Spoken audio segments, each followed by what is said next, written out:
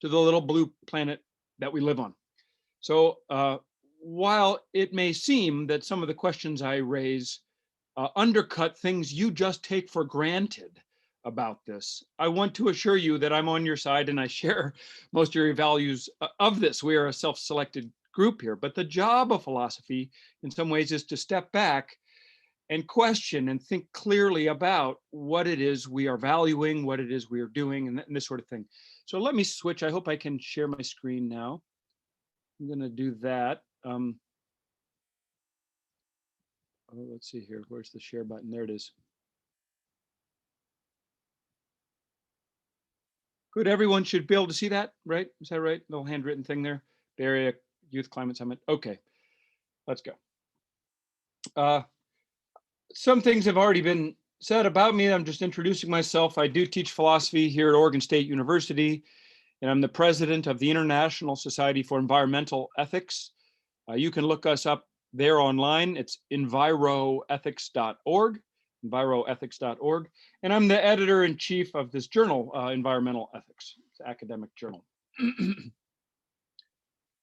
Right, so we assume that anthropogenic climate change is a problem. And we might wonder, in some ways, is it a technical problem? Is it a techno problem? Is it just a matter of the kind of technology we have to get energy and to power our society, something like that? Is it an economic problem? And people have economic solutions. If you conceive of the problem in a certain kind of way, that will determine the kind of answers that you think are appropriate or that you formulate, right? Is this a techno problem? Can we have techno fixes? Is this an economic problem? Do we need just changing in our economic operations of capitalism, something like this?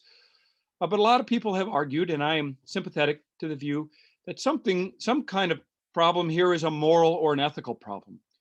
There's a kind of evaluation of our behaviors and our ability to self-govern ourselves that is the source of the problem, or at least a part of the problem that we face.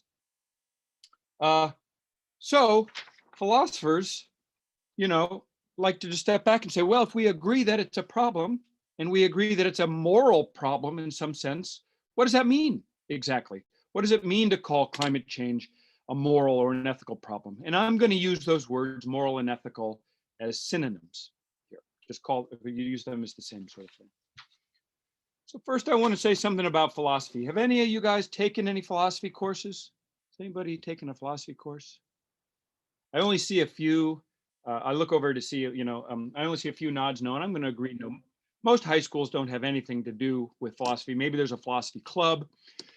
But ethics is part traditionally of the study of philosophy. It's studied in other fields as well, but philosophers really sort of it's really at home in philosophy. So what is philosophy? I want to start sort of there, right? Philosophers are always backing up and taking the things to explain.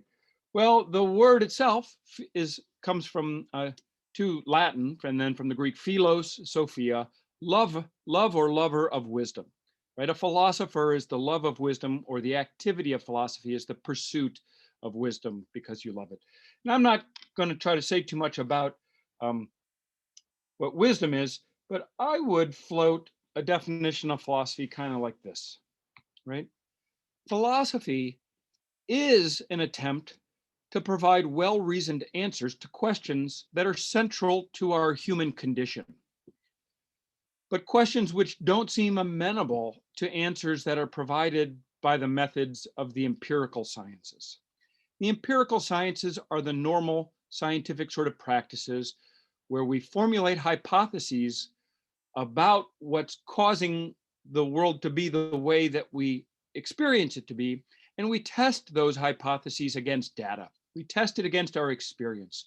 We collect data and we use that data as evidence for or against our theories about the way the world is. But some of these questions in philosophy, the fundamental ones, the sort of primary ones, which I'll back up here, don't really seem answerable, or sort of are behind or by that scientific method. So what's the true nature of reality, or what really exists, is the area that we call metaphysics.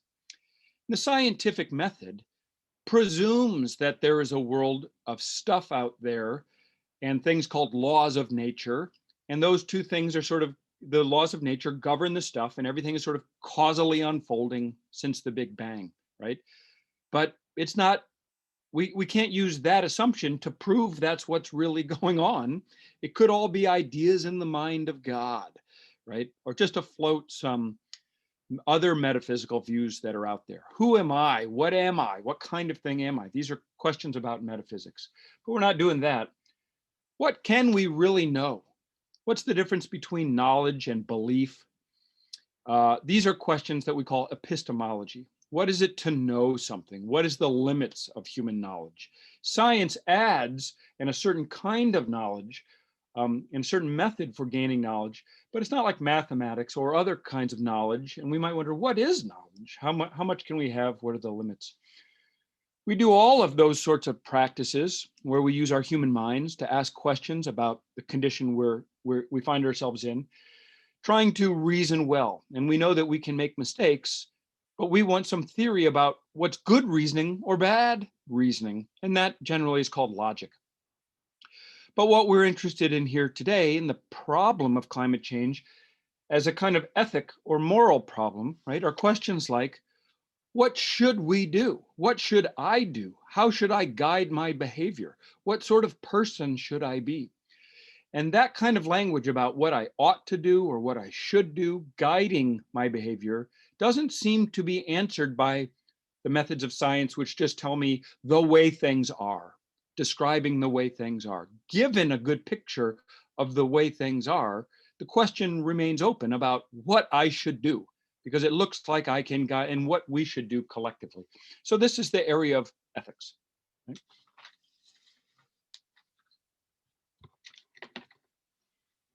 Keep track of the time. Another way to think about philosophy is as the trunk of the tree of knowledge. This is really coming out of the Western philosophical tradition, out of Europe and the Greeks.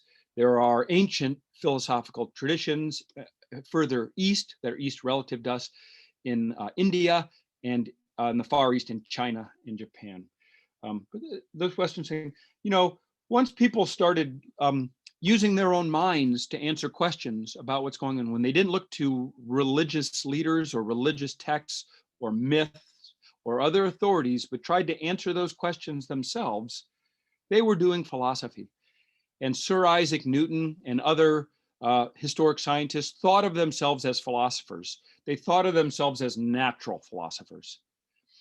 And the methods of certain areas of philosophy get refined, and everyone agrees on the kinds of questions and the kind of methods that are applied there. And then they branch off and become part of the university system, right? So these are branches of the academy. I just picked these names: natural science, anthropology, sociology, psychology. We might put math up here, but math itself has a real core. It's sort of operative down here at the very early thinkers. Those were all parts of philosophy at one time. And anyone who gets a PhD gets a doctorate of philosophy, a doctorate of philosophy in sociology, a doctorate of philosophy in natural science, or something like that.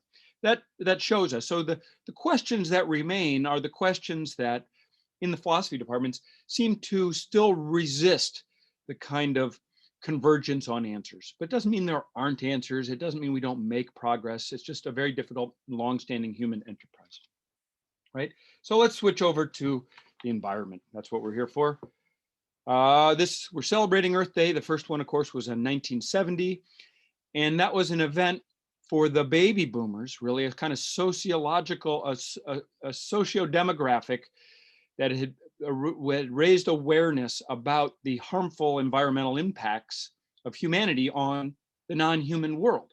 This is the same group that was interested in women's rights and minority rights through the 60s civil rights movement and women's rights. And this is problems about humans after World War II and the damage, right? Growing awareness of human environmental impacts being problematic. We've been cutting down trees or changing or farming for a long, long time, and building cities and eating animals, right? Conquering nature didn't seem to be a problem until we started to recognize that it was a problem. So we might think, how and why are our impacts a problem? What is it to call them a problem? I want to remind you, I'm on your side. I think they are problems. It's just going slowly to think what it means when we're saying these kinds of things, right? I hope everyone's on board with that. What kind of problems are they, right? As we said, are they technological or are we saying they're an ethical problem? So we might think, is there a problem, if it's an ethical problem, is there a problem in our values that are guiding all of our actions? The value scheme or the values that we hold as individuals and a society. Is that the problem? Because those values guide our actions and our actions are having impacts on the environment that we think is a problem. So we're looking for the source of those problems. Right? There's an idea, here's a theory of value, a theory about value called anthropocentrism, right? Anthropocentrism means human-centered. The idea is only human beings are valuable in and of themselves as ends or of kind of intrinsic value, not valuable for other things or how they can be used, but valuable in and of themselves, that each and every human being is valuable. We hear this idea in like human rights, this sort of thing. We are all valuable, we are all morally equal, right? Having a certain kind of value, we are not mere tools. Human beings are essentially valuable, but it's only human beings, is this theory. Maybe that's a problem because according to this theory, everything else in the non-human world, every non-human thing, is merely valuable as a tool to promote the good of human beings. So early environmental ethicists thought this is it, right? The problem is that maybe it's Christianity or the received dominant Western world culture is fundamentally anthropocentric. This is a form of selfishness, right? Maybe the theory of value is wrong. If we're only thinking we are valuable, we're treating everything else like tools. We're not recognizing the value in the non-human world that it really should have in some way like that, right? So the proposal was to articulate some form of non-anthropocentrism, some way to explain how non-human animals or plants or ecosystems or natural places like have a value that's not merely just as a tool to promote the human good, that they're valuable in and of themselves.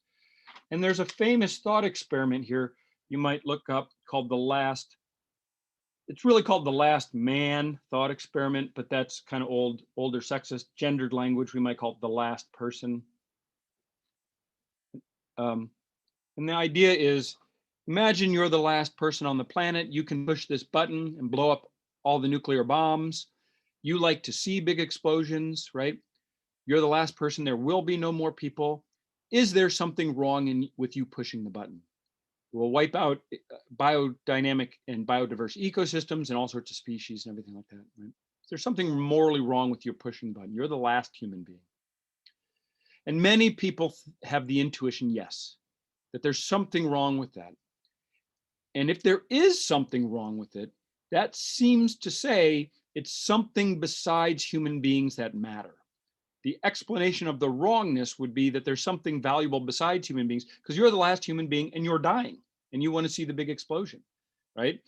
So it's not harm to human beings that's explaining the wrongness of pushing that button. It's the intuition we've got that some other things are valuable for their own sake. So there's great effort to try to explain that. Uh-oh, let me try to keep track of my notes and the time here. I'm gonna go a little bit faster.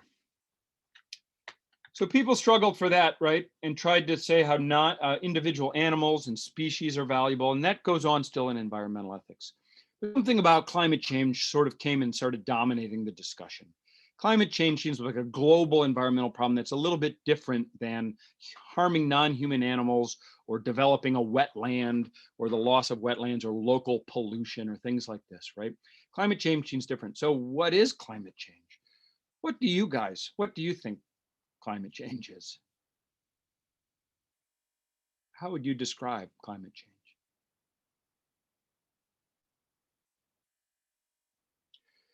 Well, we know, right? We know it's not the weather. We know that changing weather patterns are, and some climate is background sort of conditions. We talk a lot about the mean or the average surface temperature of the planet, right? And that's where the worry about +2 degrees Celsius comes from in all the international climate talks, right? Rising above, there is an average surface temperature of the planet that's been characteristic of the last 12,000 years or so, and there hasn't been variation off of that temperature more than ½ degree Celsius. We had the Little Ice Age and things like this, but now things are going different, right? And this is sort of that hockey stick graph of carbon dioxide and temperature. We've exceeded a 1 degree Celsius increase, and that change alone, just that number and the average surface temperature drives all sorts of other dynamics in the Earth systems, right? Of course, we saw there's a problem we think of this as a problem, and the purpose of the United Nations Framework Convention on Climate Change is to prevent dangerous climate change. So that's a value term. What counts as dangerous? We might wonder, what is dangerous? Right? Why is climate change dangerous? And here's one kind of answer we might give. The impacts of climate change, drier seasons, more extreme storms, right? All kinds of impacts harm or damage things that are valuable. So we back up and we think it's important to think about our theory of value, right? One way to explain a problem is by there being harm, things that count, things that have interest. Not everything counts, right? Like my soda can here doesn't count the way I count, and I have moral weight value that the can doesn't have. But even if it's not human beings, even if it's animals, even if it's ecosystems, what about future ones, right? So we think moral problems, danger is when impacts harm things that are valuable. So those questions about value are at the heart of it. And you should think about, is it non-human animals that drive your concern here? Is it species of non-human animals? Is it ecosystems? Is it existing humans? Is it future humans, right? Another kind of question, if we think that there are harms being committed, is who is responsible? Who's causally responsible for this? And you know things that the US is the largest historic emitter, but not the largest annual emitter anymore, but we're huge still. Who's morally responsible? Is it us collectively? We've just received this world. You all are younger than I am. We're just born into a world with automobiles and fossil fuel energy regime, right? We didn't create all that stuff. And none of us can stop it or start any of that all by ourselves. Just little teeny drops in the buckets, perhaps causally ineffective. So the answer is really sort of unclear. But there are answers out there like historic polluter pay principles. Those who have polluted the most should bear the costs of, right, making the changes to fight climate change. That's the sort of way we try to answer those questions. I'm going to pick up my pace. I see I got about 15 minutes or so, leaving sometimes. So I would encourage you to think, as you go into your work, which is important, and I'm proud of you for being here, what is it that's really important to you in the struggle against climate change? There's all the scary images and everything like that, right? And we know fundamentally that we need to politically organize. And it's collective actions through policy that are going to change it, not lifestyle changes. And we're not going to buy our way to a greener future. Although it does seem we have responsibility as individuals also, that it reflects our values and that some actions are morally better than others as individuals. But it's the collective stuff that's really important. Is it future human beings that are important to you? The world we leave future human beings? What about the present human beings? If we put a price on carbon, which most economists agree is the way to drive down carbon emissions to stay within our budget, the cost of coal and other cheap fossil fuels will go up. And really impoverished people in what we'll call undeveloped nations the rate of people coming out of poverty will be slowed down when we make carbon more expensive, when we put a price on carbon. So if you think about that, present people who are the most vulnerable people today, and the rate at which we can get people out of dire poverty will be slowed down by putting a price on carbon. So one danger of climate change policy is we harm present people. Present people will be harmed by successful climate change policy where we put a price on carbon policy, right? So we look to balance that with redistribution of other wealth. You see how problematic this gets, and you start to have to weigh different kinds of, there are costs and benefits of doing various different kinds of policies depending on the harms you want to avoid. Might buy yourself some other harms. Is it species of non-human animals? Even if we stop emission of greenhouse gases, we are using up land at such a rate, the human impact into the Anthropocene is driving other species into extinction. It's not just climate change. We're gonna have big problems, right? And it seems wrong, but animals go extinct all the time. Why would this be particularly a bad way to do it? We're just animals too, right? Is it the individual non-human animals that are harmed? Animal rights? Is it the loss of the ecosystems that are characteristic of the last 12,000 years of the Holocene? I want to speed up a little bit, right? I'm getting near the end.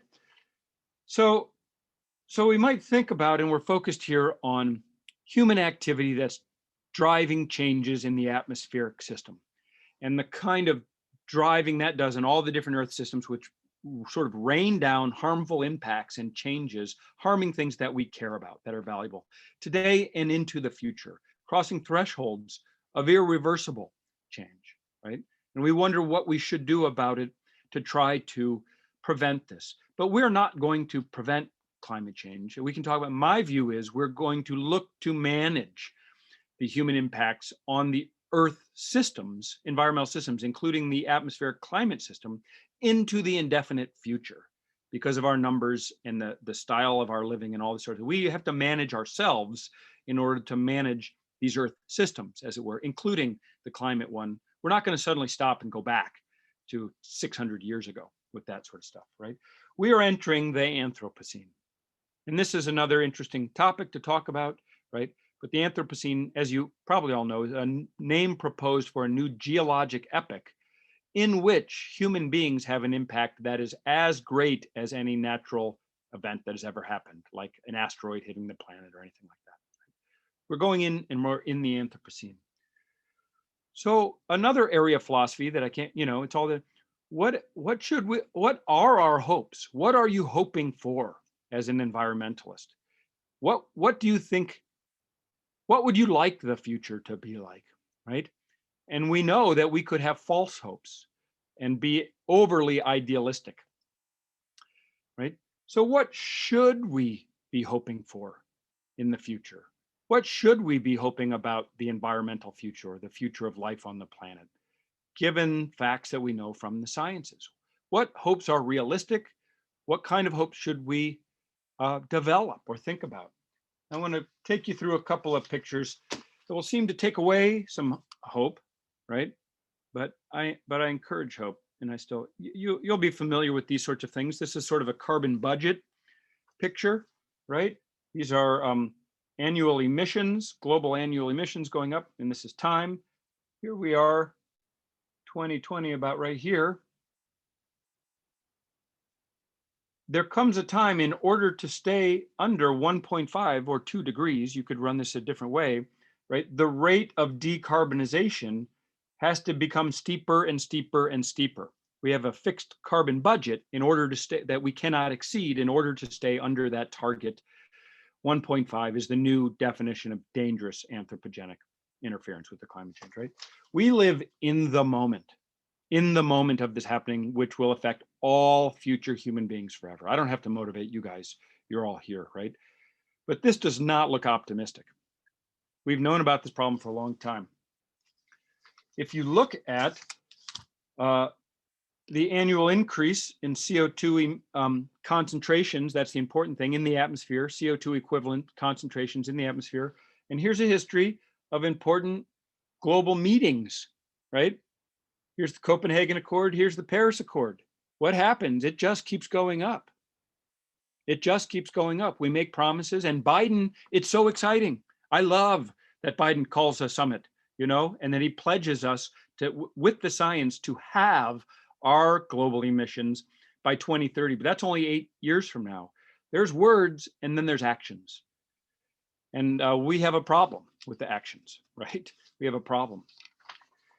So I might skip this one. I'll just explain this quickly. This is, right? This is called the Overton window. The idea is here is where the discussion happens in the popular press about climate change. This is the number of people who hold it. So these are the climate deniers and skeptics. They think it's going to be a benefit to humanity, or it's not going to really do anything. Don't worry. They don't have any kind of unified scientific view. Here's all of, right, the most informed opinions with good science and everything like that, thinking it's going to be slightly damaging, up here to catastrophic. Perhaps catastrophe means human extinction. I don't know. And so the edge of the sort of polite discussion is the IPCC here at +2 degrees Celsius, right? Things beyond this are not reported because they're considered unreasonable views. But look, most of the people who have the most informed view, the majority of them think it's going to be worse than the IPCC reports are describing to us and predicting. That is not an optimistic story. That's not a happy story. But there's good reasons to think that it might well be much worse than we would like it to be, or that we're generally talking about it in the press, right? This is a diagram called the Planetary Boundaries by the Resilience Institute, Rockstrom and others. Green is the sort of safe operating space for humanity on the planet. Maybe you've seen this, right? These are sectors of Earth systems. Climate change is this one. We're beyond safe here with climate change, right? That's a problem, but that's not the only problem, and that's not the biggest problem. It turns out that biodiversity loss is just off the charts, and that's not just caused by climate change, right? We've got a huge environmental problem for life on the planet. This is nitrogen cycle. This is converting nitrogen in the atmosphere through a process of artificial ammonium nitrate fertilizers for the green revolution and feeding the world. We burn massive amounts of fossil fuel in order to create this fertilizer, and our population has just shot through the roof in the last 100 years. That's just gone skyrocketing. The world we live in is not the normal world in terms of the number of people. Most of these, you might think it's safe, but they just have not quantified it yet, turns out. So we've got global problems beyond climate change, right? I want to read to you, and I think I'll do this in closing here, just some quotes that open up a paper of mine that'll be published in the next year or so. Let me zoom in here a little bit. In contrast with all preceding ages, human activities have now overtaken natural and geological and biological processes as the primary driver of global change. The pace of change is unprecedented, and the projected impacts and of interactions among economic growth, human population, and other living systems is simply mind-boggling, right? This is the time that we share, that we live in. You all probably know of Aldo Leopold, a famous naturalist and environmentalist. Aldo Leopold from the middle of the 20th century. You might go look into him. He's a founder of a kind of holism and deep ecology, thinking that the natural world has value for its own sake. And Leopold wrote that that the situation is hopeless should not prevent us from doing our best. And what I mean by this is, however you come down on hope and what kind of hope is the reasonable hope to have, some things might be beyond hope now. Some things might be beyond hope. This is the hardest part to talk to a youth group about, right? Revisiting our ideas about what we're hoping for the environment, because no one wants to have the wool pulled over their eyes. I think denial is a kind of vice, right? And real hope is based on truth and apprehending the real situation. And a wonderful environmental leader who you all should be familiar with if you're not already, Rebecca Solnit. I'm sorry this is out of focus. Let's see here. I hope that. She writes wonderful things about hope and says, to hope is to give yourself to the future, is to commit yourself to the future, in some ways independently of how it's going to be. We don't know what the future is going to hold. It's great uncertainty, but it will certainly be much more difficult for future generations to live the kind of lives that we enjoy today. And our consumer-rich material lifestyles will not be available to most people. And they're not available to all people today. And not all people are responsible for the moving into the Anthropocene. It is us. It is those of you who are rich enough really to be attending online shows like this. And I know you're young, and it's a culture we have received and we are responsible for and maybe trying to change, right? So to hope is to give yourself to the future, and that commitment to the future is what makes our ongoing work, doing what we need to do in the present, possible, despite having to adjust what we think we're going to bring about. So with that, I'll bring it to a close. And I'll look forward to anything you guys might want to feedback. You might want to give me your questions, anything like that. I'll stop the sharing. All right, I just want to say thank you so much, Dr. Thompson. I feel like I just learned a lot that I did not know before. I'm sure that we're all feeling a similar way. And now we're going to open it up the last 5 to 10 minutes or so for questions. I have a few questions, but if anyone would like to put their questions in the chat, we can read them out, or you can go ahead and raise your hand and ask Dr. Thompson any questions that you may have. And I definitely encourage you to all take advantage of this opportunity to sort of process and understand all this stuff that we just absorbed and learned. Okay, so question in the chat, our first question. What social conditions contribute to a person having an anthropocentric view of life, and is there a way to change that perspective? That's from Lauren. Yeah, good. So I would point out first, like changing it, that's a sort of a psychological question, right? What might we do to change people's minds, to change their psychology? And I'm no expert on that. How people get anthropogenic sort of worldviews, anthropocentric theories of value, is largely through socialization. We're all encultured and we pick it up through the teachings from our parents and our society, reinforced all the time in a variety of ways.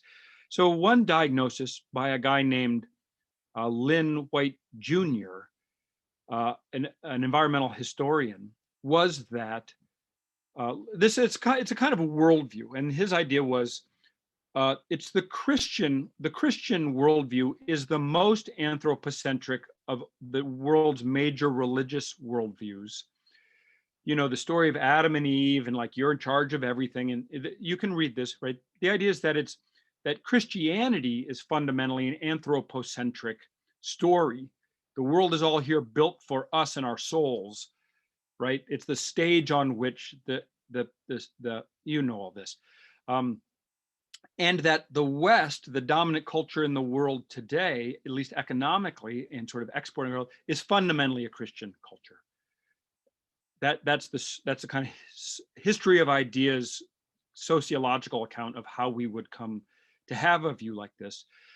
Most of us are fundamentally anthropocentric. Think about, I mean, even if you think non-human animals matter, if you're on the lifeboat, right, with you and a couple of people and a dog, you don't draw straws to see which one you're going to eat first, right? You eat the dog. You eat the dog first. You eat the plants and then you eat the dog and stuff. People, when push comes to shove, for most of us, will come first, right? Even if we're not the only thing that's valuable, you still wonder, what is the value of people compared to the value of a species or something like that? And those are difficult questions that we study in philosophy. Thank you. Thank you. It is pretty hard to think about when you put it that way, because I feel like when I first heard that word, I was like, I'm definitely Yeah. non-anthropocentric. But then when it comes down to it, I guess Yeah. you, I don't know, it's hard to think about. Yeah. Well, there's nothing wrong with um, let me put it this way, not everything that's valuable is equally valuable, right? We're comfortable with that idea. We're not comfortable with the idea that the value of human beings would be unequal, right? Our moral value across all human beings is equal. That's been a hard won history in value and changing and progress. That's been a hard won story, and we don't live up to it entirely, right? Then you think, well, maybe some conscious animals, sentient animals that are more like us, that feel pain, that care for their young, right, that have emotions, and maybe those are more valuable than spiders and flies and clams or something like this. Maybe that's brain activity. But then you start, right, having a hierarchy. Maybe the animals are more valuable than the plants who are not conscious at all.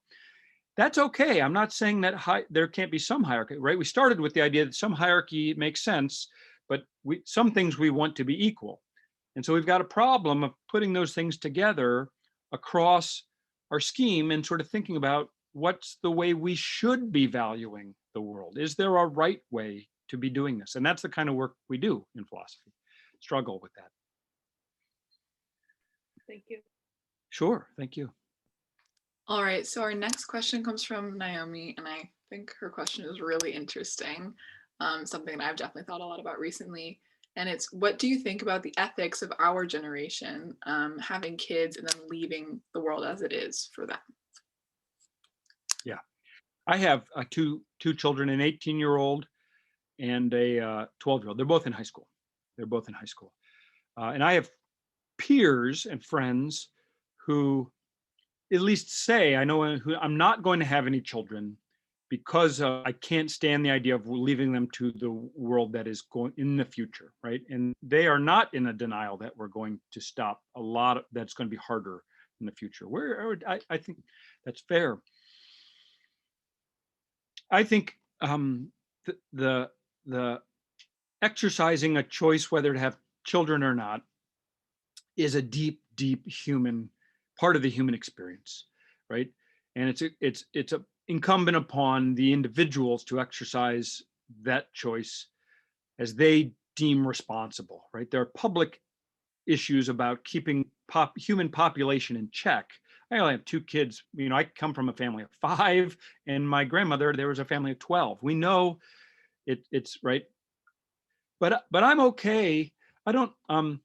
My view personally is that the greater human project, we are just natural animals on the We're not from space. We're not some cancer on the planet. It's all just unfolding. We're just animals doing this thing. And this human project that we're each a part of is much bigger than any one of us, and it's going to go on for a while. And I think, in my experience and in my life, having children fills out and is important to me, and now to them, that I've sort of brought them into this world. I'm committed to them and I love them, and I think their lives are valuable from their own perspectives and worth living to them.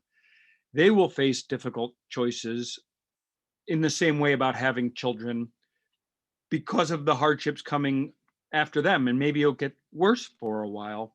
That will be harder than me, but I make less money than my parents did. You know, I mean, I don't think this is now my personal view, right? Just Alan's view and Alan's value. And I tried to lead with the idea that I'm no authority on this, but it's a very difficult question. And I think that there are reasonable answers to be given on both sides. I hope that doesn't not too wishy-washy. Amazing, thank you. I just wanted to end with one last question.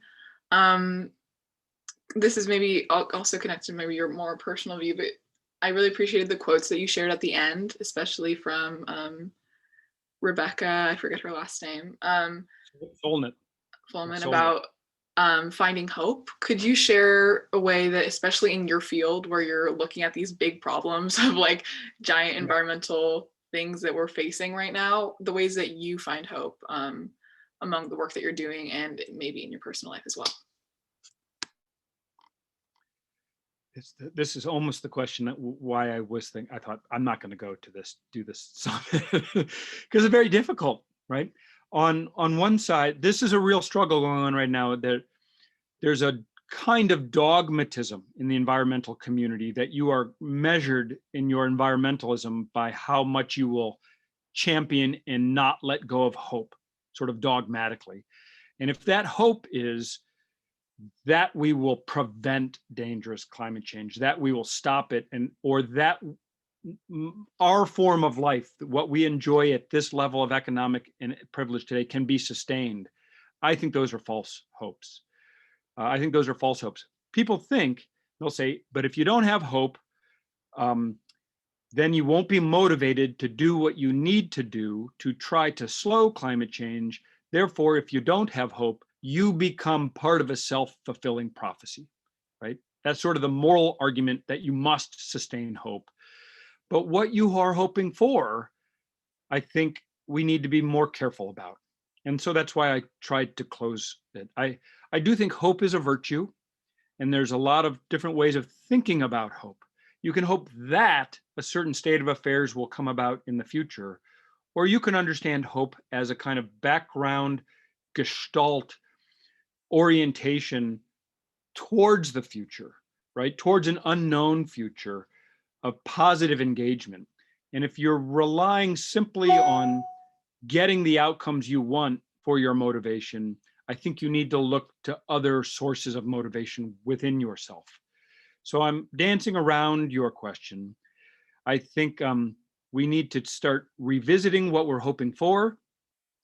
We can hope for human flourishing. We can hope to be good managers and stewards of the planet, to manage ourselves in doing that, to make room for more life on the planet and the flourishing of other forms of life that we share this planet with. We can also hope, we can hope that people will flourish in ways that we don't understand today. That is not flourishing through consumer satisfaction and comforts, like we've all been brought up to sort of think and understand well-being in terms of economic well-being. We can hope to form that future people will flourish in ways that we don't think of today. We can hope to find other sources of motivation than just worrying about outcomes, which are deeply uncertain, to get us to keep doing what we know we should be doing and what's important from the values that we share here in a community like this, right? To be motivated because it's right, because that's what good people do, and things like this that sort of move beyond hope is what I would encourage you to think about.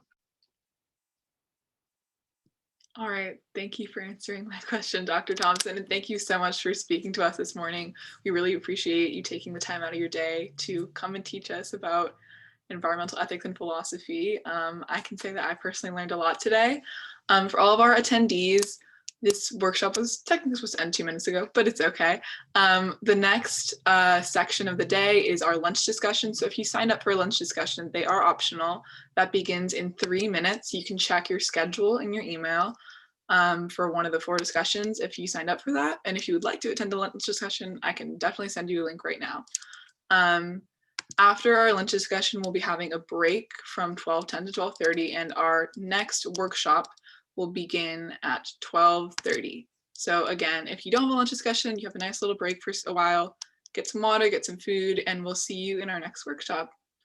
With that, thank you, Dr. Thompson, and bye, everyone. Thank you. Thank you. You're welcome. Bye. Okay. Okay. Well,